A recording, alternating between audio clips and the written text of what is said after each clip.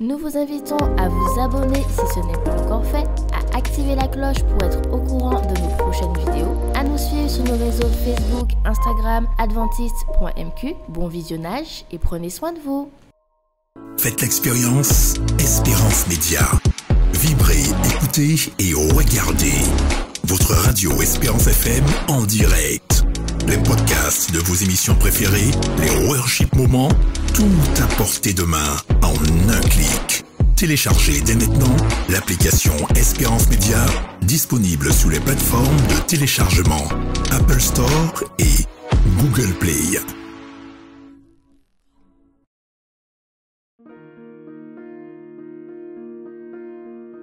Vous avez besoin d'aide. Vous souhaitez vous entretenir avec un pasteur, un psychologue, un conseiller en relations d'aide. La cellule d'écoute de la Fédération des Églises adventistes du 7e jour de la Martinique est à votre disposition, 7 jours sur 7, de 8h à minuit, au 0805 288 394. Cet appel est gratuit.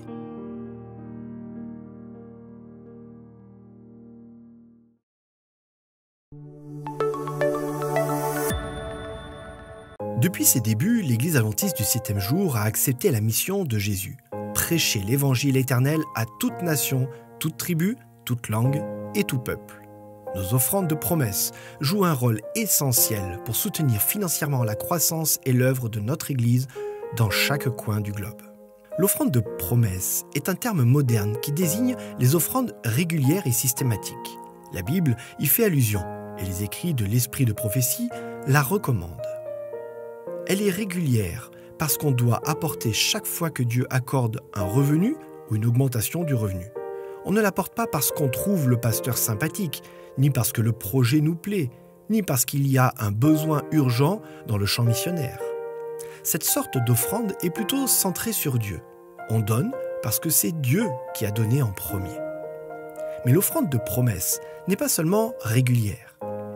Elle est aussi systématique parce qu'elle est déterminée par un système proportionnel ou de pourcentage tel qu'y fait allusion la Bible et tel que l'expliquent les écrits de l'Esprit de prophétie.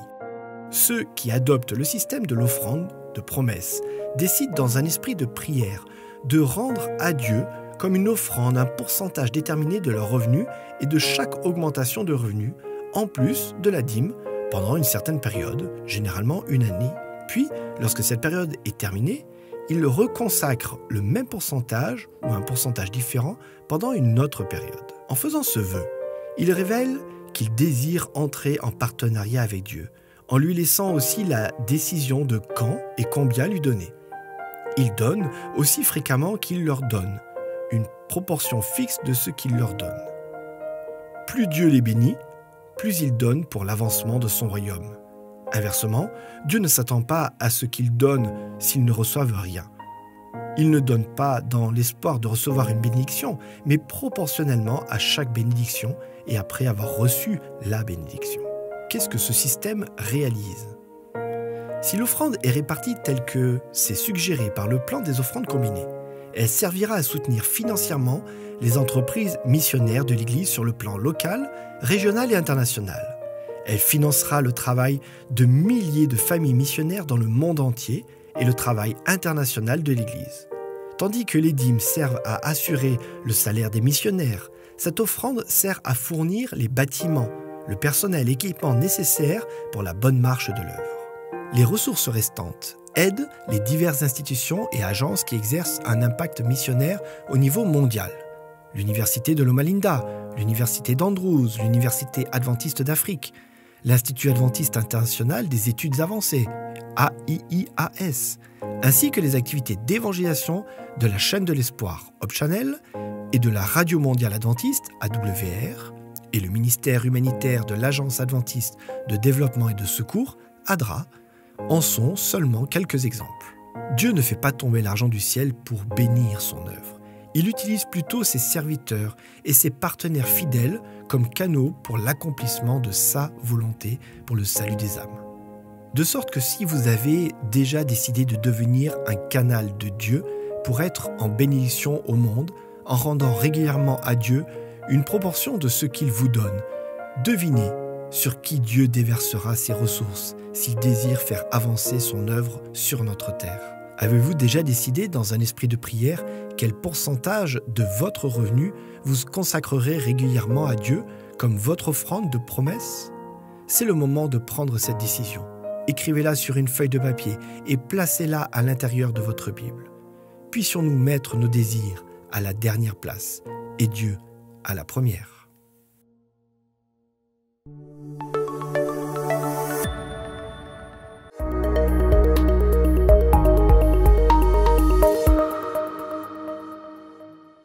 Chers amis, chers frères et sœurs, salutations dans le nom de Jésus. J'espère que vous vous portez bien par la grâce du Seigneur. Le combat de la foi continue. Alors soyons de bon courage et persévérons. Le Seigneur Jésus revient bientôt. En ce moment, alors que nous allons maintenant prendre quelques instants pour ouvrir la parole de Dieu, j'aimerais tout de même, avant toute chose, implorer la présence de Dieu parmi nous. Seigneur notre Dieu, nous te sommes reconnaissants pour le souffle de vie et nous te sommes reconnaissants également parce que tu nous permets encore une fois de nous pencher sur cette parole de vie, les Saintes Écritures, ta parole de vérité. Alors bon Père, nous t'en prions que ton Saint-Esprit puisse diriger ce moment, que ces paroles puissent toucher les cœurs ici qui vont recevoir ce programme et qu'ensemble nous puissions grandir à salut jusqu'à ton prochain retour, au nom de Jésus. Amen. Alors, mes frères et sœurs, chers amis, pendant un court moment, alors que nous allons donc découvrir cette méditation, je vous propose ce thème, le cri du réveil. Le cri du réveil. Alors, nous ne sommes pas sans savoir, mes frères et sœurs, chers amis, que nous sommes dans un monde qui, plus que jamais, est endormi. Endormi par ce qui est proposé, endormi par tout ce qui est d'actualité, parce que, en fait, l'actualité sert également à, à mobiliser notre attention. Endormi également parce que la vie est de plus en plus belle, il y a de plus en plus d'attractions, de plus en plus de choses à découvrir, de plus en plus de choses à goûter, à essayer. Alors, mes frères et sœurs, c'est vrai que lorsque nous lisons la Bible, eh bien, nous avons le sentiment que quelque chose va se passer. Alors, c'est pour cela que nous allons, sans plus tarder, ouvrir nos Bibles dans Éphésiens chapitre 5, le verset 14.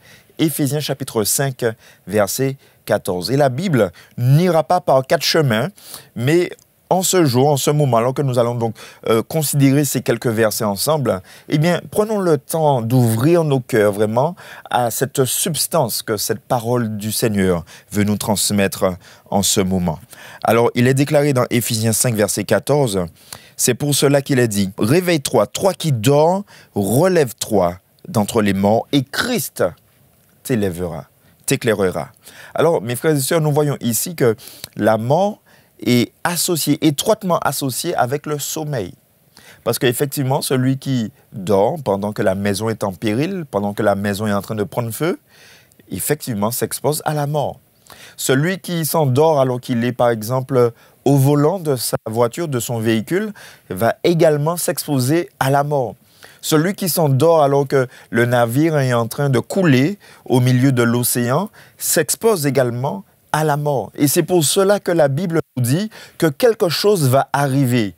Alors c'est pour cela justement qu'elle emploie ces termes, réveille-toi, toi qui dors, et en fait, toi qui sommeille, on peut le dire en quelques mots, parmi les morts, et Christ t'éclairera. Mes frères et sœurs, chers amis, quelque chose, comme je le disais, est sur le point d'arriver. Romains 13, versets 11 à 12, nous déclare ceci. Cela importe d'autant plus que vous savez en quel temps nous nous trouvons. C'est l'heure de vous réveiller enfin du sommeil, car maintenant le salut est plus près de nous que lorsque nous avons cru. La nuit est avancée, le jour approche. Oh, mes frères et sœurs, nous comprenons par l'apôtre Paul ici dans Romains que le jour approche. En fait, il fait référence à la venue du Seigneur Jésus. Alors que, effectivement, comme je le disais en préambule, le monde actuel est endormi. Tout le monde c'est comme si tout le monde était en train d'oublier que le Seigneur revient bientôt. Alors, il y a ce message que nous devons annoncer en tant que chrétiens. Il y a ce message que nous devons annoncer en tant qu'adventistes du 7e jour, mes frères et sœurs, en tant que croyants, comme nous le disons si souvent. Et ce message se trouve, nous le connaissons très bien, ce message, dans Apocalypse au chapitre 14, le verset 6 à 10, le message des 3 anges. Voici ce que l'apôtre Jean déclare dans Apocalypse 14, au verset 6 à 10.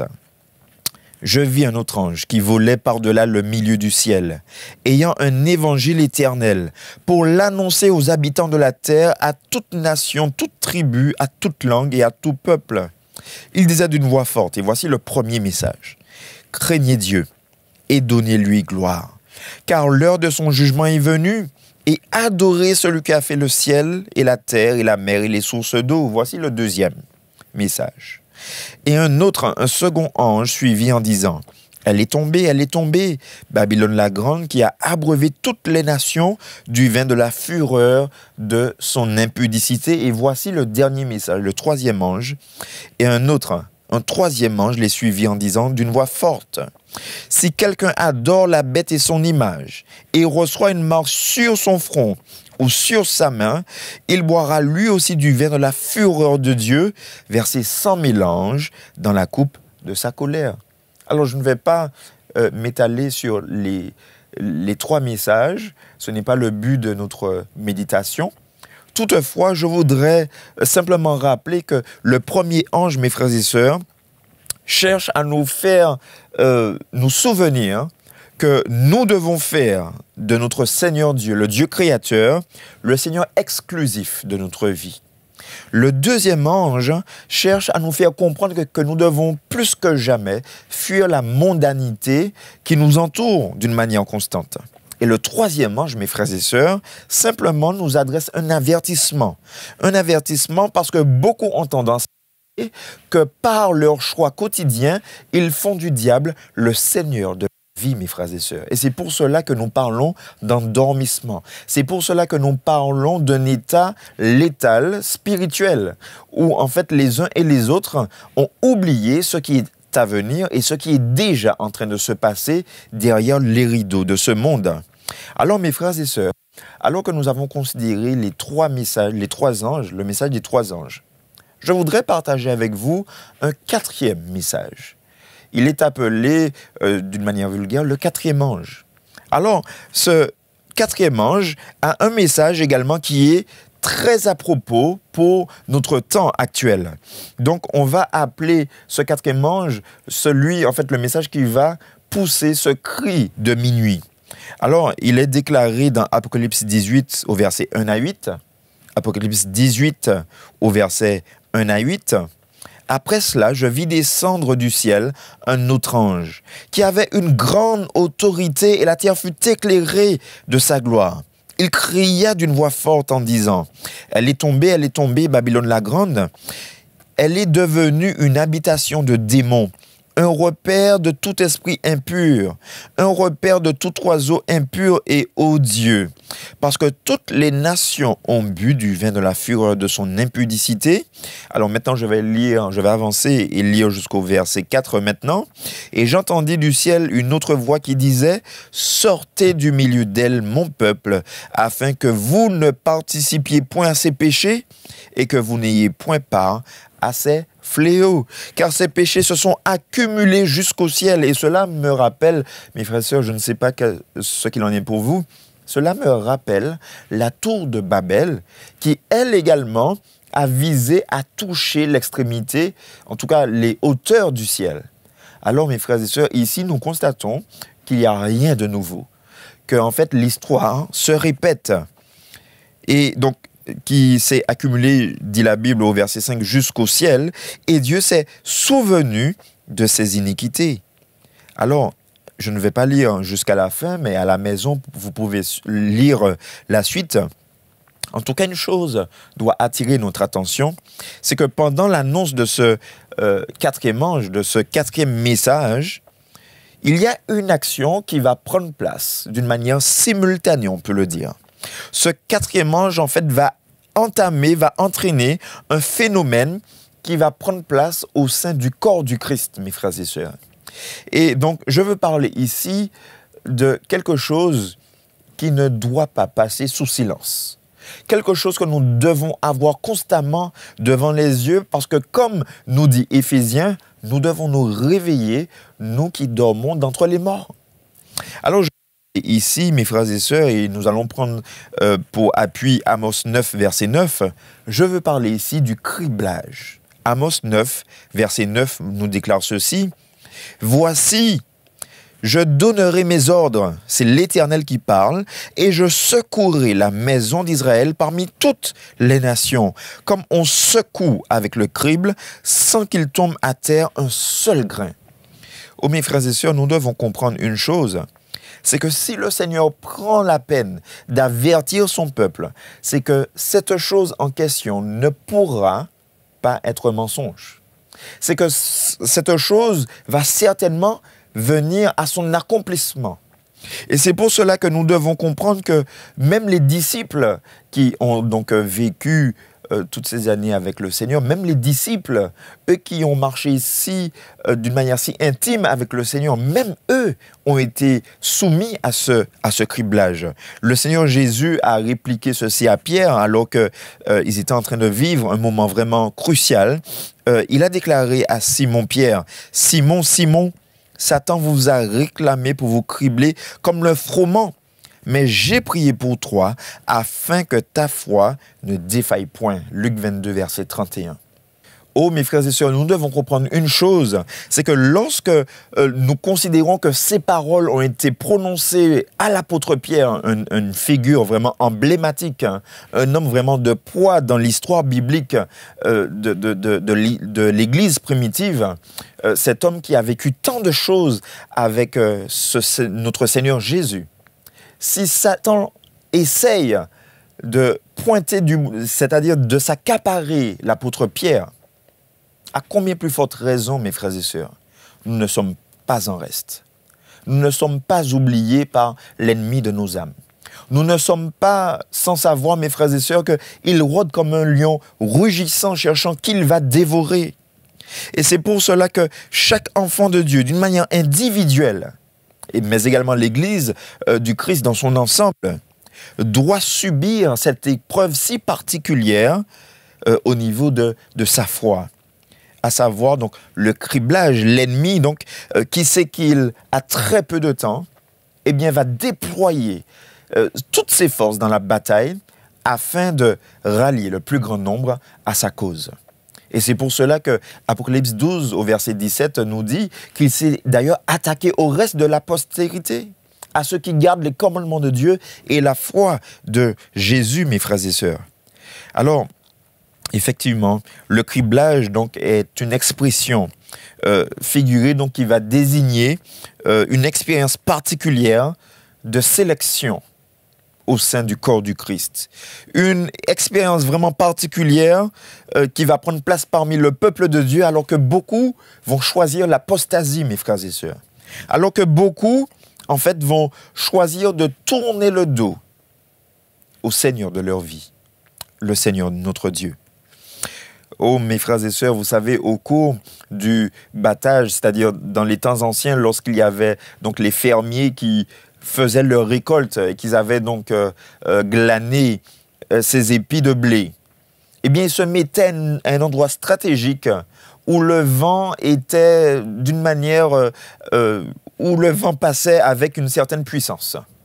Et donc ici, dans cette passoire gigantesque, étaient envoyés comme cela en l'air les grains de blé afin que uniquement les grains de blé puissent retomber dans la passoire et que l'enveloppe, la petite feuille qui entourait donc le grain, puisse s'envoler avec l'air, avec le vent.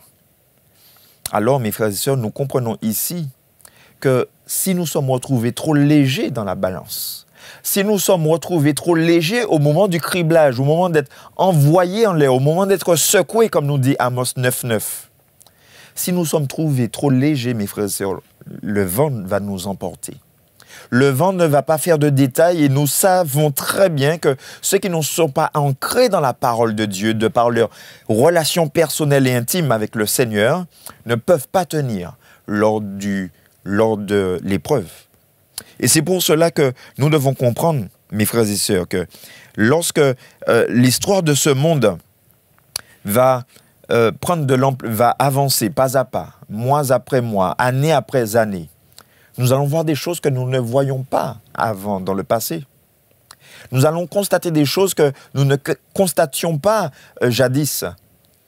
Nous allons voir que des frères et des sœurs sont en train de perdre la foi, sont en train de tourner le dos à certains préceptes, sont en train de remettre en cause les fondamentaux de la Bible, sont en train de remettre en cause tout ce qui fait notre foi, tout ce qui fait que nous sommes différents de ceux qui font corps avec le péché. Oh mes frères et sœurs, ceux qui avaient un langage sanctifié, nous allons le voir, vont devenir pires parfois que les inconvertis. Ceux qui parfois avaient pour habitude d'avoir une vie de prière vont finalement rendre les armes afin de se laisser aller au plaisir de ce monde. Oh mes frères et sœurs, le criblage prendra part dans l'Église de Dieu à cause de la négligence et de l'indifférence de ses propres membres. Ensuite, le criblage prendra place au sein de l'Église de Dieu parce que beaucoup de choses qui prennent place dans l'Église actuellement n'est pas pérennisé par les efforts constants des uns et des autres. Vous savez, lorsque l'on commence par exemple une classe de Bible, trop souvent nous nous arrêtons en chemin. Trop souvent lorsque nous commençons à faire des programmes en janvier, en février, en mars, avril, il y a déjà des lettres de démission. Ou lorsque nous commençons, mes frères et sœurs, à avoir une certaine orientation pour le foyer, pour le travail, etc., où nous cherchons, nous souhaitons à mettre Dieu en premier, eh bien, trop souvent, finalement, nous laissons le moi prendre la place, prendre le dessus. Mes frères et sœurs, une autre notion à comprendre, c'est que ce criblage également aura lieu à cause du rejet du message de Christ à l'église de Laodicée. Le message de repentance, le message de réforme que l'Église du Christ doit expérimenter. C'est vrai que c'est un mot qui est banni aujourd'hui de notre dictionnaire, la repentance. Beaucoup font fi de ce terme de la repentance parce que repentir veut dire revenir sur ses actions, veut dire considérer que nous avons mal agi et revenir à notre Dieu d'une manière diamétralement opposée à ce que nous vivions jusque-là. Oh mes frères et sœurs, beaucoup rejettent le message de la repentance, mais également celui de la réforme. Une réforme qui veut dire que nous devons avoir une vie qui ne peut plus continuer comme celle d'avant. Une vie qui désormais sera établie, mais selon les préceptes du Dieu vivant, comme nous le présente la parole de Dieu, la Bible.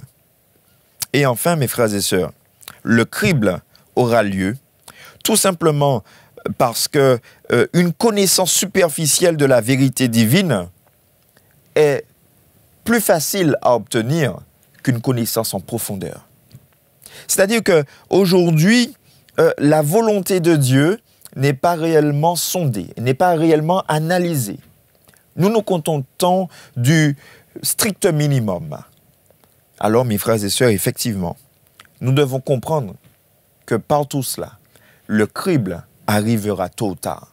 Et a déjà d'ailleurs commencé. Maintenant, mes frères et sœurs, nous devons également nous rappeler ceci, que le Christ, quand il reviendra chercher son Église, la Bible déclare qu'il reviendra chercher une Église pure, sans rides, ni tache, elle sera sainte et irrépréhensible. Alors, c'est l'apôtre Paul qui le déclare. Alors, mes frères et sœurs, suite à ce terrible criblage auquel nous assistons déjà et qui ne va cesser d'augmenter, donc à ce moment, nous constaterons que beaucoup vont apostasier. Beaucoup d'ailleurs de ceux qui avaient des postes importants au niveau des églises vont également apostasier. Certains d'entre eux, d'après l'esprit de prophétie, vont même devenir les pires ennemis de l'Évangile, de la vérité, mais également du peuple de Dieu. Alors c'est pour cela que en ce matin, en ce moment, je voudrais, avec vous, vous encourager à tenir bon, à tenir ferme. La Bible déclare que la charité du plus grand nombre se refroidira. C'est vrai. Mais mes frères et sœurs, chers amis, à nous qui avons reçu cet évangile, persévérons jusqu'à la fin. Il est déclaré que Satan est descendu vers nous avec une grande puissance. Il recourt à toutes sortes de séductions pour consommer la perte de ceux qui s'égarent. Tout ce qui peut être ébranlé sera ébranlé. Seules subsisteront les choses qui ne peuvent l'être par la puissance de Jésus. Oh mes frères et sœurs, puissions-nous réellement comprendre que cet ange qui volait du milieu au milieu du ciel, en parlant, nous a rappelé également qu'aussi longtemps que l'étendard du prince Emmanuel sera bien établi au milieu de nous, eh bien, ce cri d'alarme doit retentir parce que beaucoup sont en train de dormir jusqu'à la mort. Voici le cri d'alarme. Serrez-vous rang. Que tous ceux qui sont fidèles au commandement de Dieu, au témoignage de Jésus, se placent maintenant du côté du Seigneur. Sortez du milieu de ce monde. Ne touchez pas à ce qui est impur et je vous recevrai. Je serai pour vous un père et vous serez mes fils et mes filles. Oh mes frères et sœurs, que nous puissions plus que jamais non seulement être réveillés, mais également porter cette voix, afin que ceux qui sont autour de nous puissent également expérimenter ce réveil. Ce réveil qui, pour beaucoup, font défaut. Et qui, sans effectivement ce réveil, peut mener jusqu'à la mort. Oh, prions ensemble. Seigneur notre Dieu, tu t'adresses à nous en ce jour. Nous présentons cet endormissement vraiment qui est en train de sévir et qui fait plus de mort spirituelle. Ô bon Père, nous avons compris que tout est fait effectivement pour que nous puissions savourer cet endormissement mortel. Tout est fait pour que nous puissions ne point nous apitoyer sur notre sort, mais continuer à voguer le long de ce fleuve mortel. Ô Seigneur, tu nous interpelles en nous disant de nous réveiller. Et que si nous nous réveillons, Christ lui-même va nous éclairer. Alors Seigneur, que tu puisses continuer à nous éclairer par ta parole. Que tu puisses continuer, Seigneur, à nous montrer la voie à suivre. Et que nous puissions laisser retentir dans nos cœurs ces messages contenus dans le livre de l'Apocalypse. Ces anges qui annoncent ces messages, mais aussi qui nous représentent que nous devons annoncer ces messages. Afin, Seigneur, que ce criblage puisse nous voir être lourd dans la balance. Que nous puissions avoir du poids pour la gloire du nom du Seigneur Jésus-Christ. Et que nous ne soyons point légers, afin de n'être point emportés à tout vent de doctrine et à toute péripétie. Merci encore, Seigneur, de nous accompagner. Merci encore, Seigneur, de nous accorder ton Esprit Saint. Et que la présence de Jésus-Christ, Seigneur, puisse nous galvaniser jusqu'à son prochain retour. En son nom, nous te prions. Amen. Amen. Que Dieu vous bénisse, mes frères et sœurs. À très bientôt.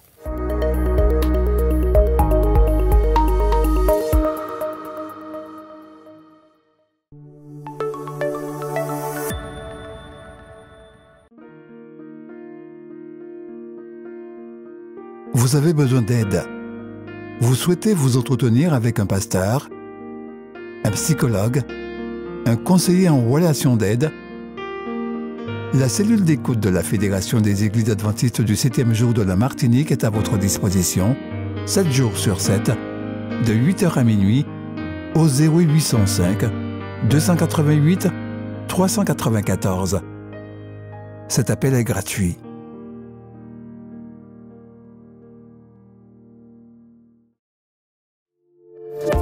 N'oubliez pas de vous abonner si ce n'est pas encore fait, de liker et de partager avec vos amis si cela vous a plu. À bientôt pour une prochaine vidéo.